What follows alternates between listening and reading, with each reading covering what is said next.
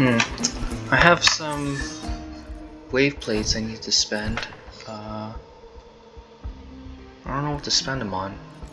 I did all these already. The weeklies I'm done. I don't know. Maybe I'll prep for Lupa, but I'm still working on echoes. I will be there for everyone. Right now my as we head echoes toward are our shared future, leaving the past decent, behind. but I mean, I still need to farm the forecast echoes for both my what's his name? Rover for the MC and also for Cartethia. And I also need to farm the Kefali as well. Yeah. I'll do that some other time because I want to spend my wave plates. So right now, this one's okay. I'm mostly just looking at the two, if they have double crit, which is good enough for me, honestly. Yeah, and the main stat as well, yeah. So I need one more double crit for this one. I don't think I have any more echoes for... Yeah, I don't. This one just overlaps. So I need a Drake with double crit. And then I need to farm 4 costs here. And then for Rover, I need that. I need more double crit on this guy. He's using the Windward as well, so I need arrow damage bonus. Okay. So this one's fine. This one... Let me upgrade these and see if I can get a better chance.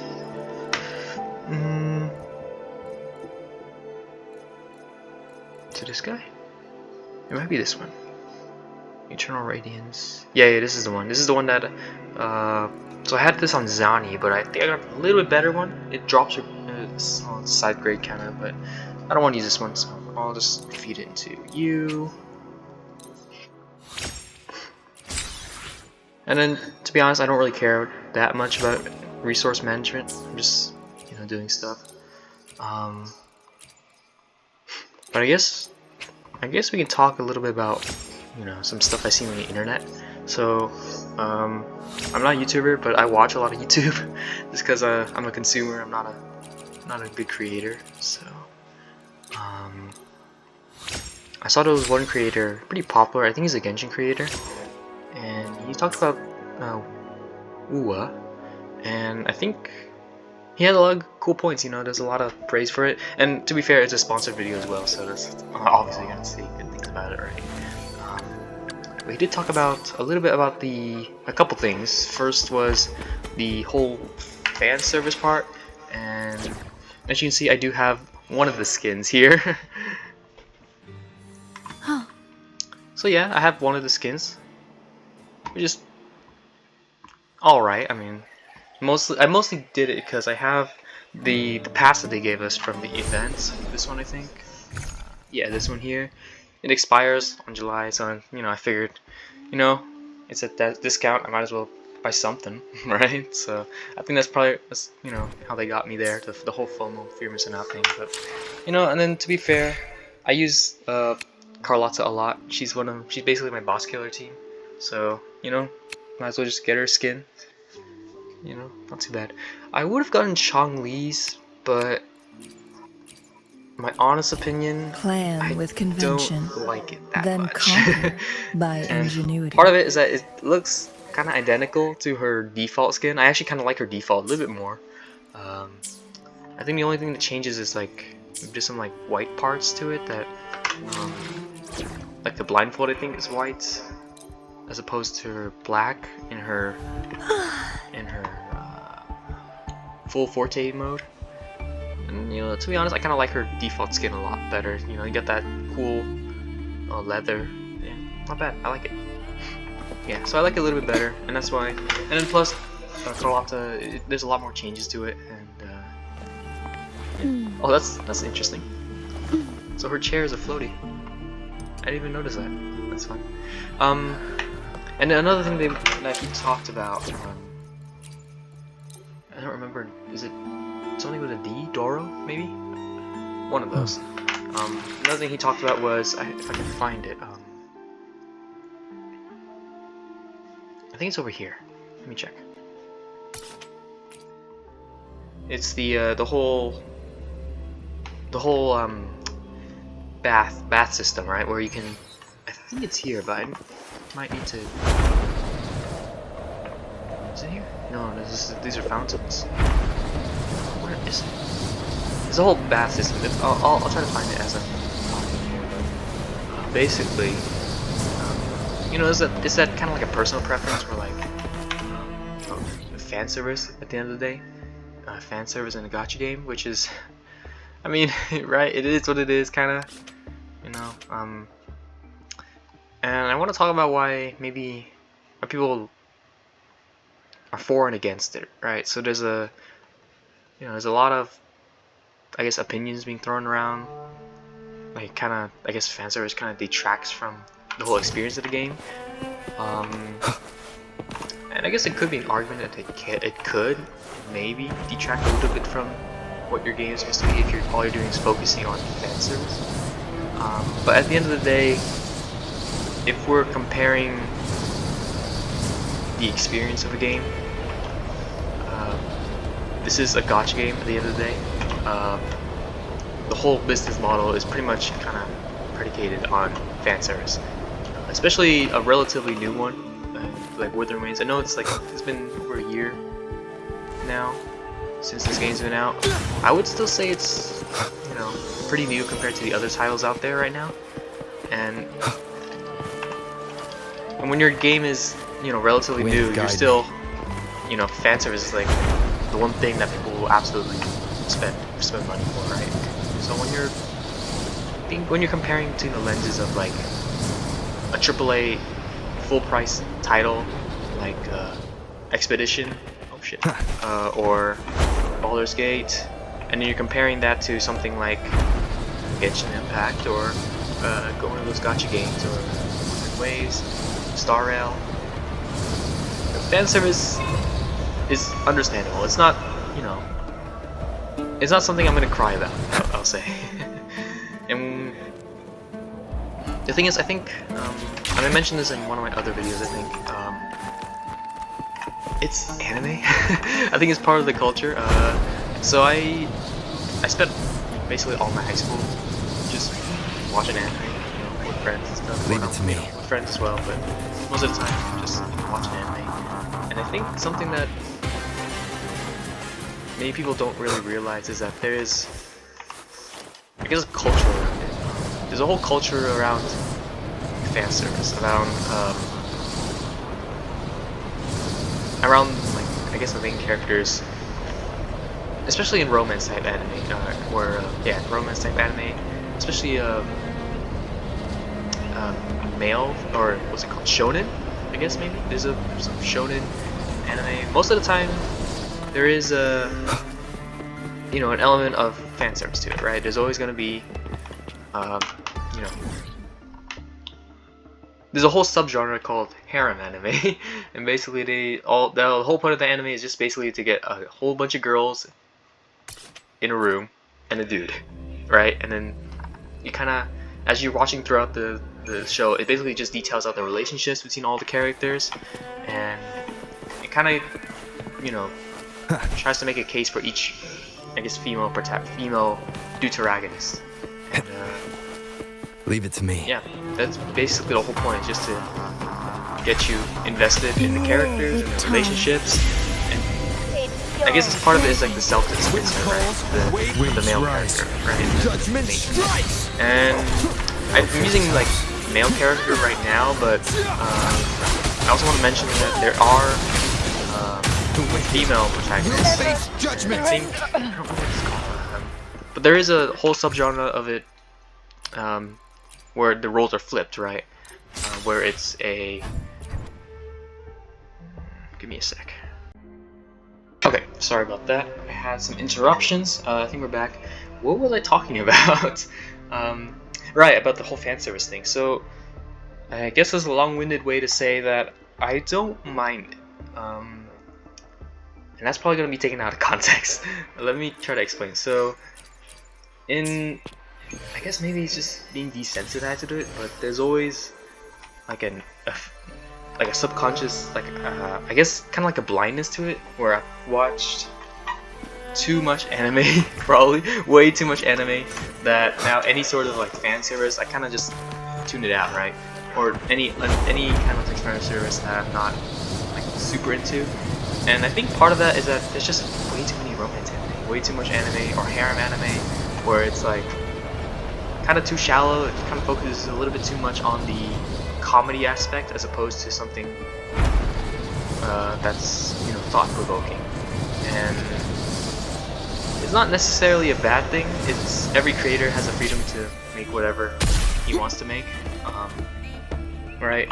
If you want to make an interesting story about, you know, characters and, you know, about like relationships of the characters, and you don't make a good one, I don't think you should be crucified for it. You didn't make it happen, so maybe you didn't set out to do what you wanted to do, or maybe, you know, you didn't write exactly what you wanted to do. You know, that's okay. You're not obligated to make the best work you have to make all the time, right?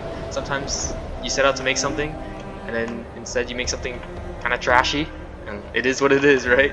You know, so I'm not gonna fault anyone for that. That's just the way it works sometimes.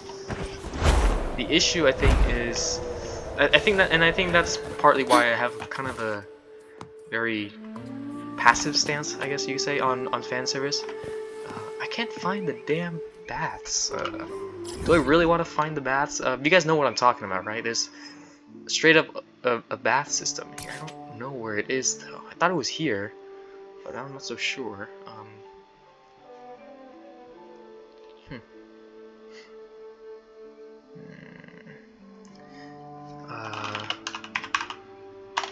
But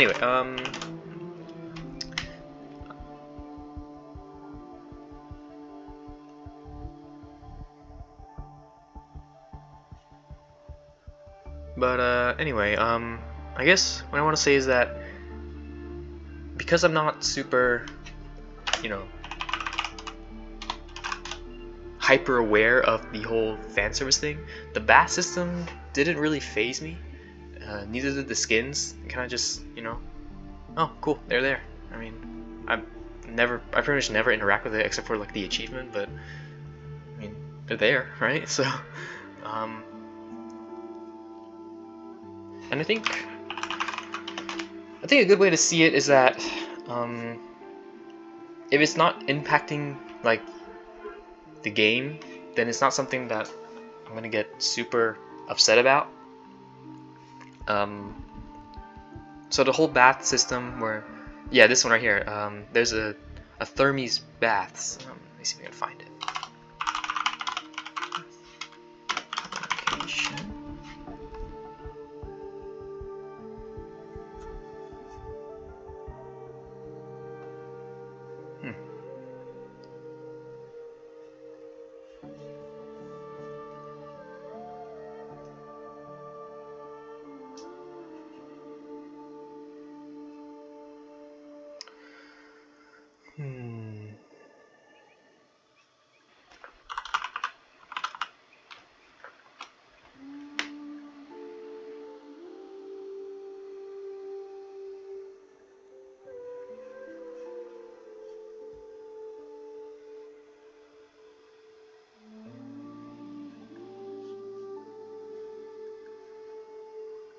I can't find it. What the hell is going on? Anyway, yeah, it's not, you know. That's weird. I guess I'll just pull up YouTube, maybe. That's weird that no website has. I thought for sure, like, you know, some website would have the location. But anyway, yeah, it doesn't really impact my enjoyment of the game. You know, it's there, it exists. You know, whether you like it or not.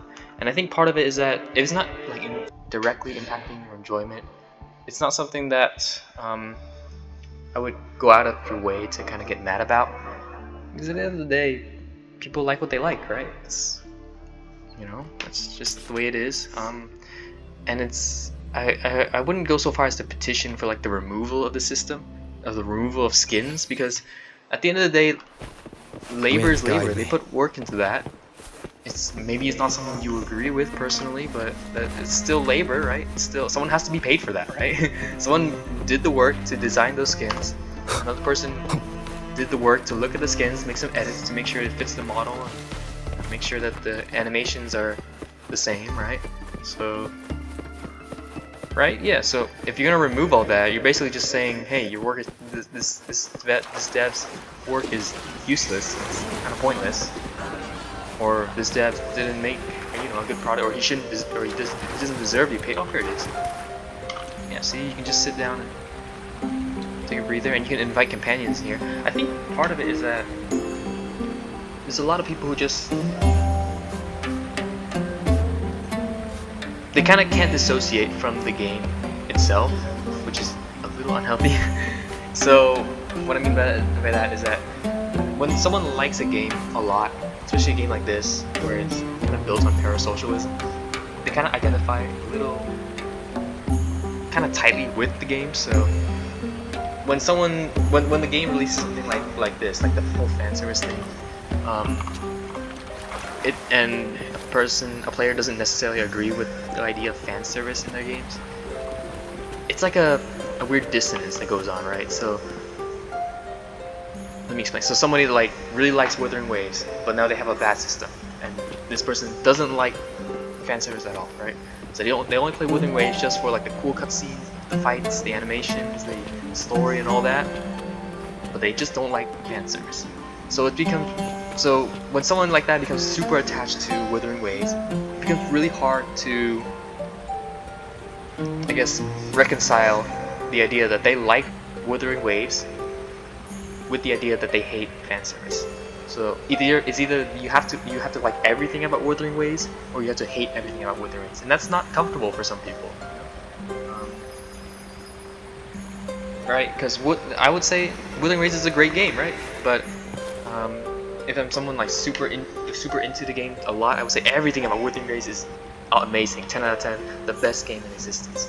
And I mean, part of that is because some people do that because they have to justify the money they spend in it. Some of the people have to justify the time they spend in it. Every game's a time sink, and when you're playing a gacha game like this, even now there's always this sort of stigma to it. It's like, oh, why are you playing a gacha game? Why aren't you playing something like worth your time, like Baldur's Gate or another $60 title, right? If you're gonna spend $100 in Wuthering Waves, why don't you just might as well spend it in a game that actually respects your time, or a different kind of game? Not to say that this one doesn't respect your time, but there's different layers to it, So when a game comes out with fan service, it becomes a bit of a stigma to it, right? So I'm just gonna pull a random name out of the hat. Let's say Edward or Emily. Let's say Emily.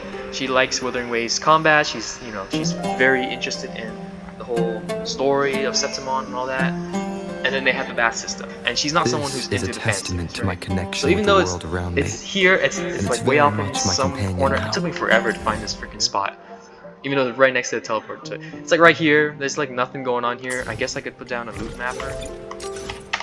See how many chests are around. See, most of the chests are way over here, right? You pretty much never gonna come over here. It's out of your way, right?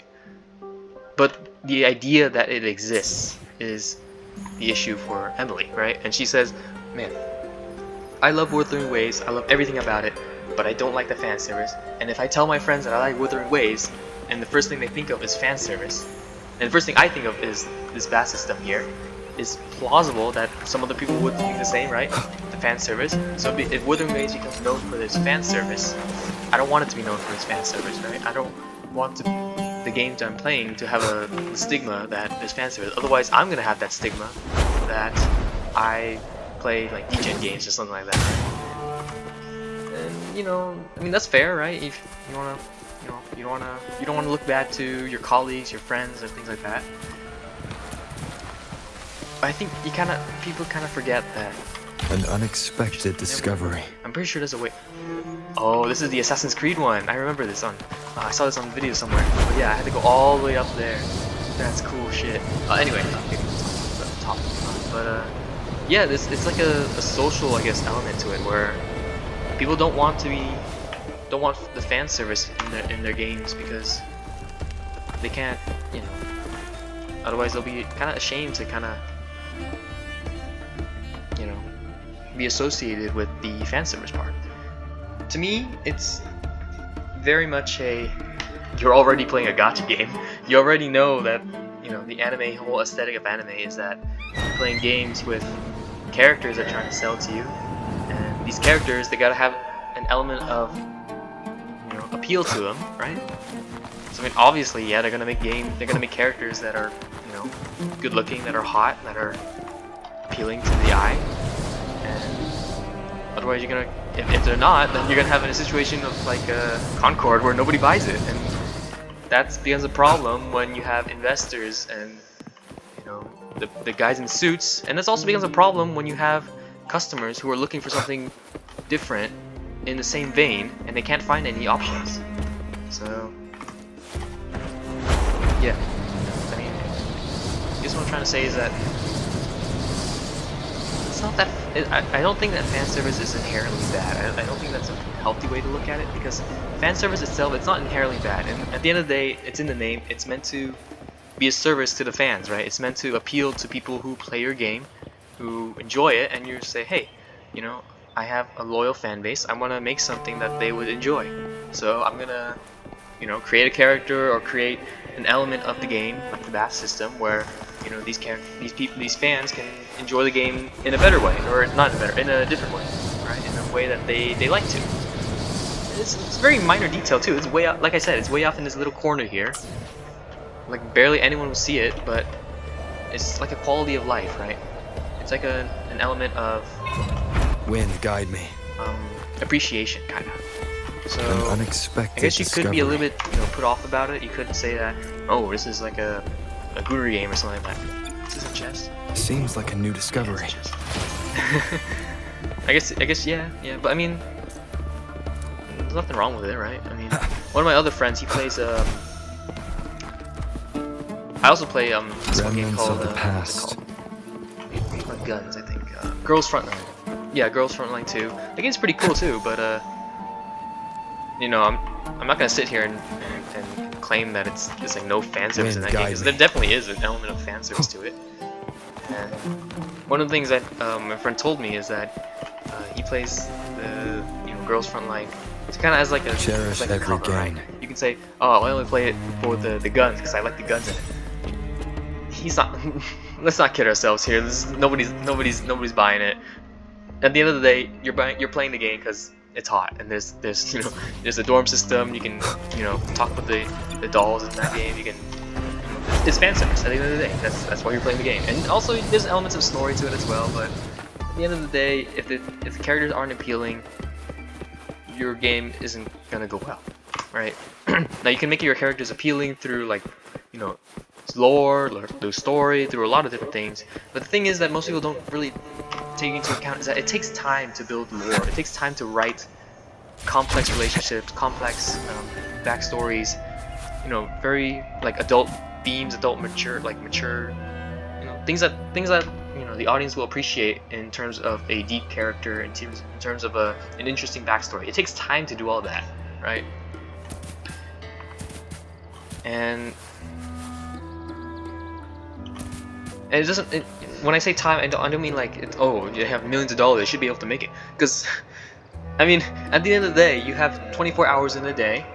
8 hours of that you gotta give it to you gotta, you know, the worker's gotta sleep, right? The writer has to sleep. He can't be working 24/7, right? So realistically, you've got like at most 12 hours a day of writers writing something, and it takes time to write something good.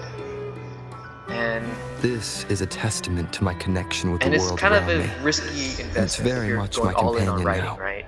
So Kartethi Bearing is a really witness to every- well-written character. I think she's very interesting, but that's a risk. If you're putting all your eggs in one basket and all of your eggs in just writing, that's a risk, because if you put everything into Kartethia's, like, let's say Kartethia didn't have the character. Let's say she looked something like I don't know.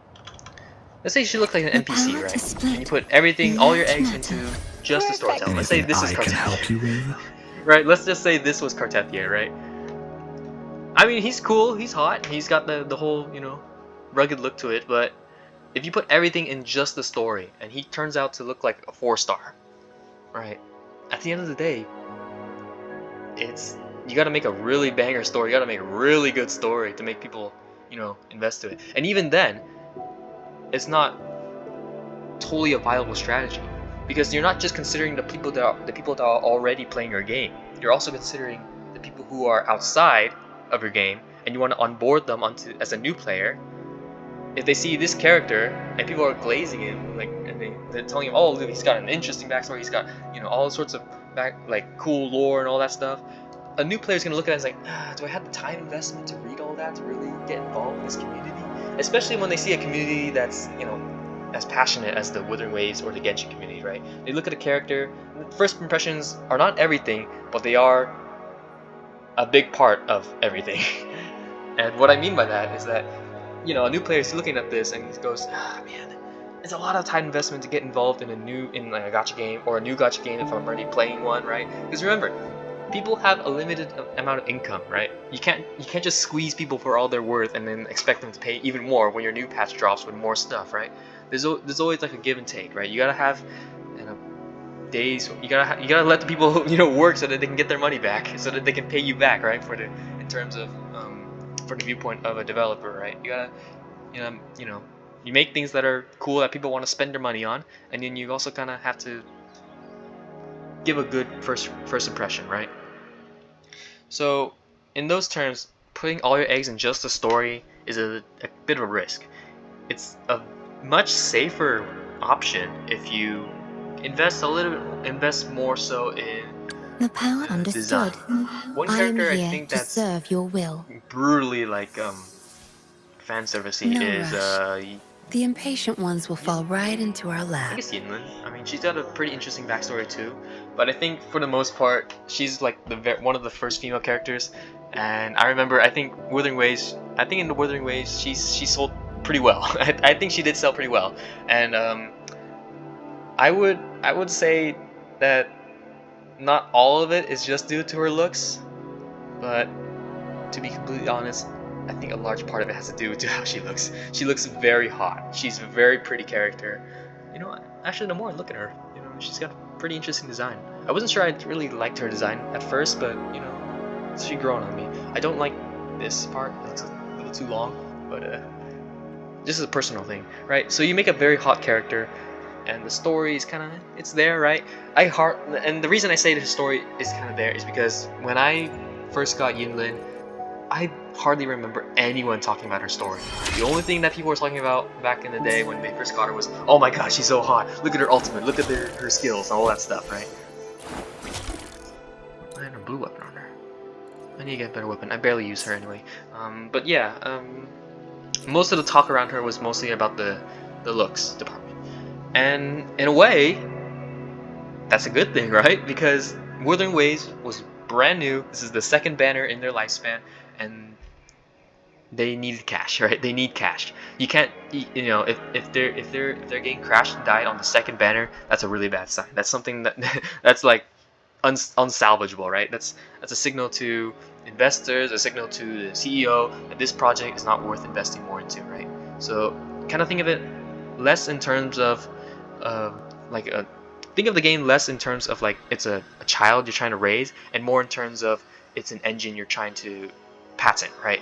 You make units of an engine, right? And I think that partly, and this is probably another tangent, but I think this is also part of the reason why the story in 1.0 was kind of sucked. So I remember there were some talks of the early 1.0 story. I saw some footage of it as well. I didn't, I was just looking around for it for different story beats of Wuwa, and I happened to stumble across these snippets of the story. And one thing, and back then I was really into lore, into making sure that the games I played had cool story to it. Nowadays not too much, because I just skip most of the cutscenes anyway, so I barely read any of it. I barely remember any of it. So at the end of the day, it's just gacha game. But I remember back then, people said the story was pretty bad, and I think Wuwa went back and had to redo the whole story. And I remember sitting there and thinking, they only have 6 months, maybe a year to redo the story. How much can they realistically do? And is it just because they're changing the story to meet the consumer demand, does that mean the story is going to be any good? And it turns out when I actually got my hands on the actual game that I didn't like the story, and I think a lot of people share this sentiment. The 1.0 story on release was pretty bad. There was a lot of text dumped. There's a lot of talking. Some characters straight up have never been seen in the story. Straight up, this girl, I still don't know who the fuck she is. Like, I know her name's Danjin, but she never shows up in the story. She never shows up. I think she was like there in the anniversary event, but like straight up, it was just basically, you know, fan service for the guys who like, the crazy guys who played Danjin solo, who just like solo all the hologram fights with her. You know, same thing with Kalchara. I was so confused why they had Kalchara in the card game, and because I never saw this guy. This guy, I don't think he's ever been in there. I think he's coming out in the new Federation. There's a new region coming out. He's coming out in there. But to be honest, it's just jarring when the character I just met acts like we've known each other forever, right? I don't know who this guy is, and it's kind of weird, right? So and I think a lot of that has to do with 1.0 story, right? It sucked, but I think there's a reason for that, and it's because when they're making the game, they have to release the game on a certain time to appease their like investors and actually start creating money, because you have to remember, Wuthering Waves is a live service game. It's at the end of the day, it's meant to generate revenue, and it's really hard to generate revenue if your game isn't released yet, right? So I will be there for everyone. I think the mindset is as that we head toward our shared future, leaving the past behind. We can make a good game if we have enough time, right? If we have like 5 extra years, we can make the best release ever. All the optimization problems are solved. The story's popping. The characters are hot. There's like, you know, a whole roster of characters lined up that we're gonna release. Boom, boom, boom, boom, boom. Everything's chilling. That's like a good timeline if you have a lot more time, right?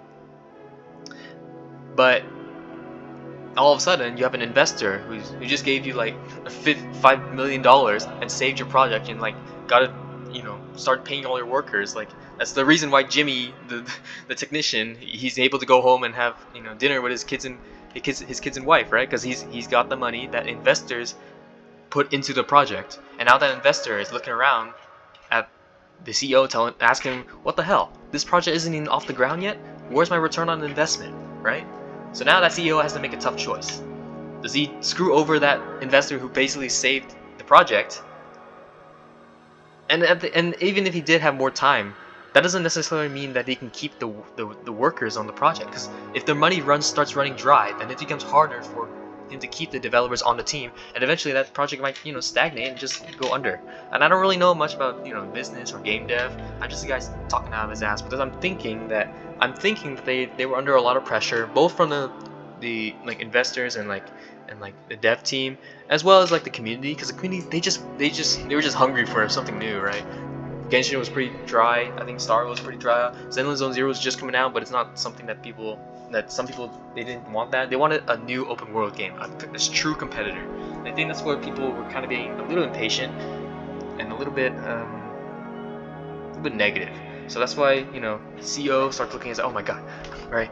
Our project, it needs to do something to start generating revenue, because right now we've got what, PGR, just PGR, and yeah, PGR is a good game, but we need something, an extra source of income. We need some sort of money coming into the project so that we can start reinvesting it and start getting the train moving, right?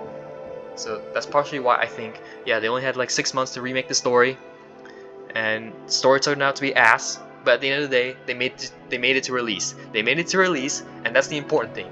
Because, and we've seen it how, and the reason why I say that it's a good thing now that they made it to release, is look at where we are today, right? They made it to release. They released the game, and now it's flying, dude. Ji-Yan banner made so much money, and they can put all that money back into this area, right? Septimont, Renacida. Renacida straight up means rebirth, right? And it's basically like it's basically fan service. Back to the original point. Renacida is basically fan service for everyone who stuck by them in the end, right? It's basically a thank you letter to all the players, all the devs, all the investors who stuck with them, and telling them, hey, thanks for believing in our game. Look at what we made. Look at what we can create in the future. What the hell is that skybox? Holy shit. This guy's bleeding out there. Dude, look at this. This is incredible. Right? And this is just 1 year. We've been in this game for 1 year. This is 1 year. Compare that to what other games have done in 1 year. Right?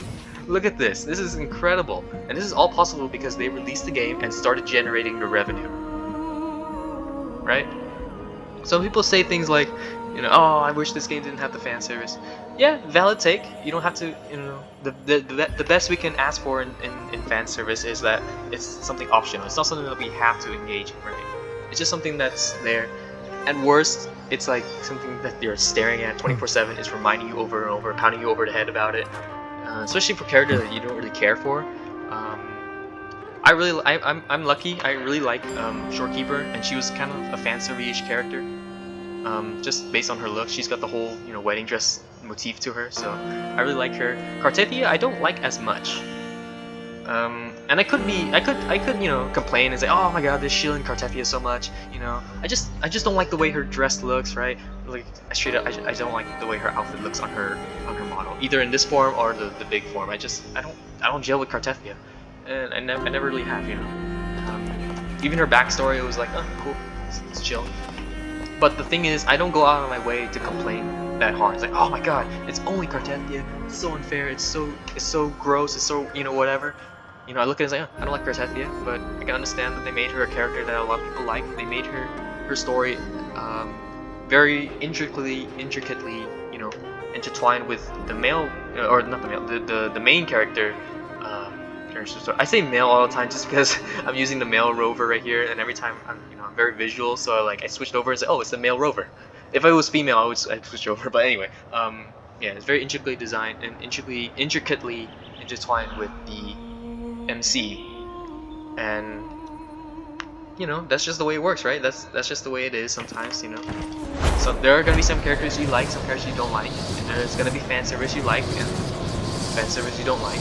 Now I will say that fan service only really becomes an issue when the rest of the game suffers for it. And even then, it's very subjective what it means by that. If, for example, let's say we, like, this whole region just, like, this entire region just didn't exist, and the only thing they made for the next year or so was just hot characters. Yeah, that's cool, that's great, fan service, but at the end of the day, you only have, like, if it's at the expense of a whole open world like this, and the only thing you had to run around in was Firmament, was the Iaxes, was the Black Shores, all the hot characters in the game, it's not gonna do too much, right? I mean, eventually the games, people are gonna see through the cracks. They're gonna see, oh, they're just churning out characters over and over like clones, right? They're just making more Camellias, more Shorekeepers, more characters, and the more of those you make, the harder it is to divide attention between the character, you know, the characters that you're making, the open world, and the story, right? So you're just trying to balance character design, character backstory, and the open world, right? And I guess in terms of Wuwa, the character design probably takes a significant portion of that investment. The character backstory and lore, they probably do that. Actually, I'm not really sure where I'm going with this idea. I was gonna say something, but it's you know, in terms of what's actually making the revenue, the character design and the character lore, those are the ones that are making. That are directly, you can directly point to that and say that's making us the money, because people are pulling on the gacha for these characters, right?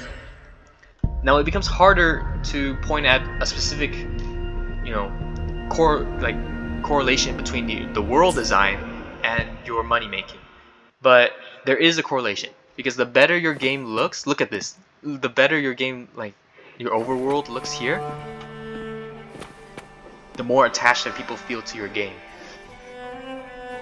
Because the thing is, people aren't gonna stick around long term. So it's like character design, character backstory. That's like kind of like in a way, it's like a short-term investment. It's the way to get people hooked on really quick. People love Cartethia. They love her, the way she looks, the way she plays, her whole story. But the long-term investment, that comes from the overworld, from seeing these cool architecture, all this open world stuff, all the lore inside the regions. You know, the Scales of the Past event that I talked about. I'm not sure I talked about it in this video, but yeah, this whole area here, this is the long-term stuff.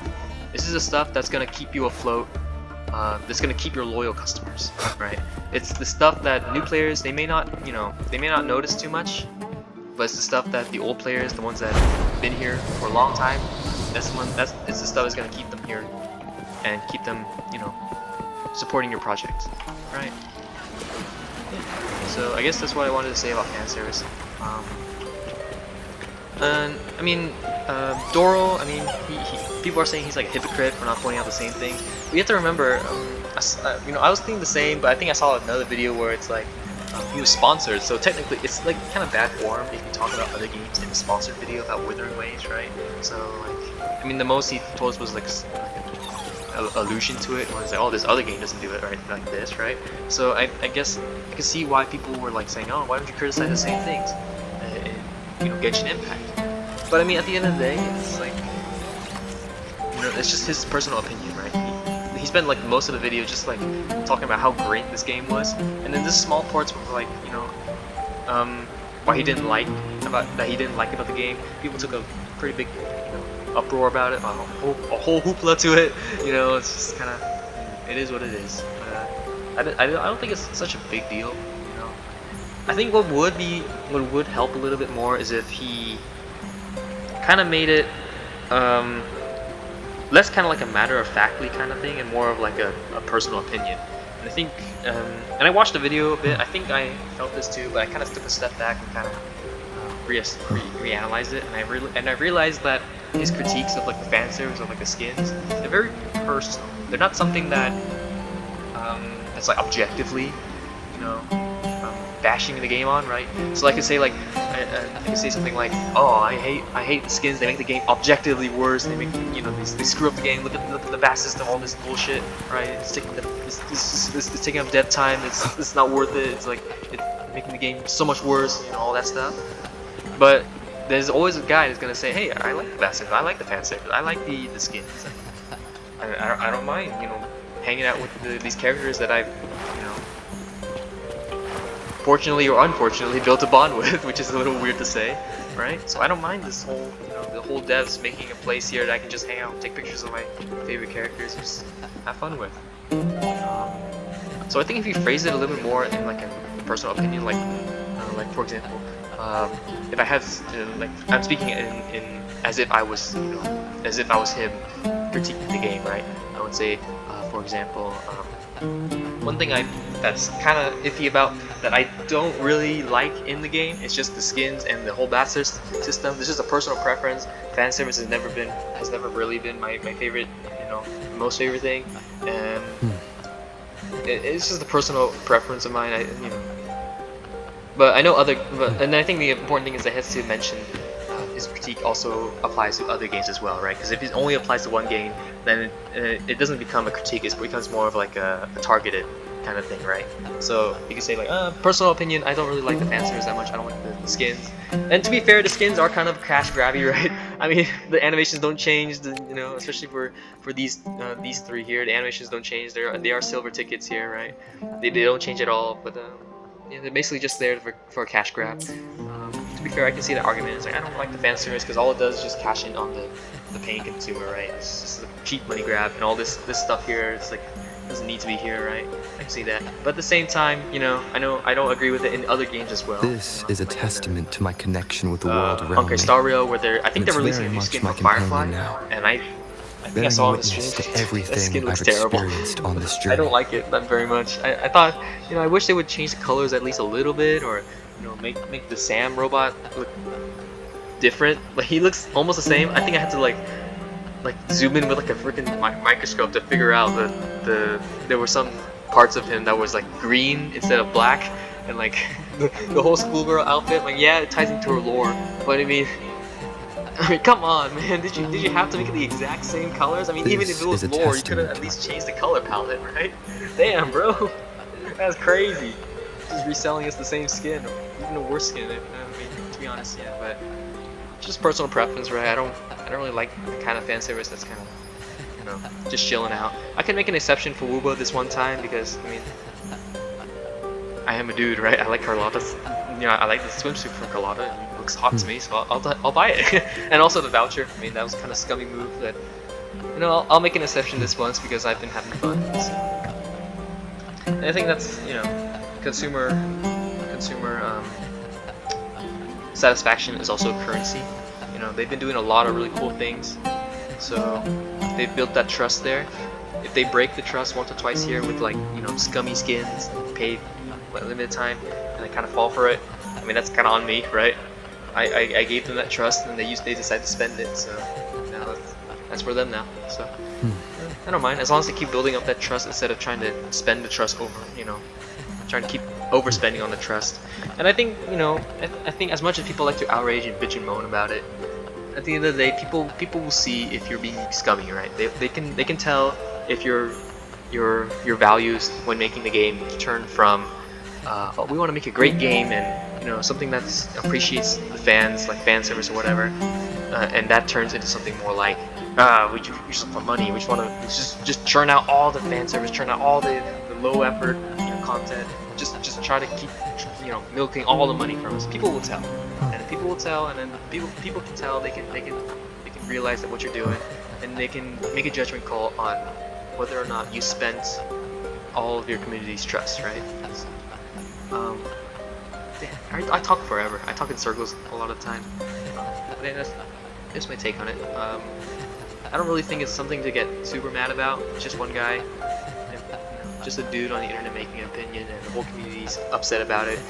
And yeah, so it's very much a very personal journey, or a personal outlook, where it's like, if you like fan service, got some you can appreciate here. Got the whole bat system, got some skins. If you want them, you can buy them. If you don't like them, you don't have them. And then on the other side, if you don't like this fan service, it's always in the corner here. You don't have to think about it. You don't have to look at it. You can just keep playing the way you've been playing, right? You don't even have to, At the end of the day, just realize that Wuthering Waves is a gacha game. It is a game predicated on having you try to spend money for cool-looking characters, for hot-looking characters. So once you understand that, you kind of don't take things too seriously anymore, right? There's always you haven't. It's in the back of your mind to say, oh, this character is maybe he's a little bit too overly sexualized or whatever. But at the end of the day, they're doing it for a reason. They're doing it so that they can get people to pull them to spend money on them, people to like them, right? If your character doesn't look good, it's hard to like them, and it is pretty privileged, unfortunately. But that's how anime games go, right? There's a lot of anime games do that. So, yeah. I don't know what else to say. This is a testament to my connection with the world around me. Is that Brutus? Oh. I wonder if we'll ever see, wait, Annihilation! I swear to God, if this is like an allusion to like the Caesar, Julius Caesar, wait, what the fuck? Let me tell him.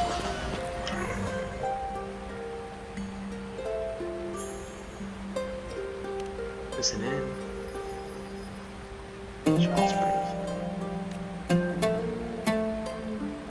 Treasures. Interesting. I wonder if they'll ever have like a side story of like Brutus and some I guess reference to like Julius Caesar and the whole assassination of Julius Caesar. That'd be funny. Yeah, that's kind of it. Let's just wait until it hits 39 minutes. And right now. Okay, see ya.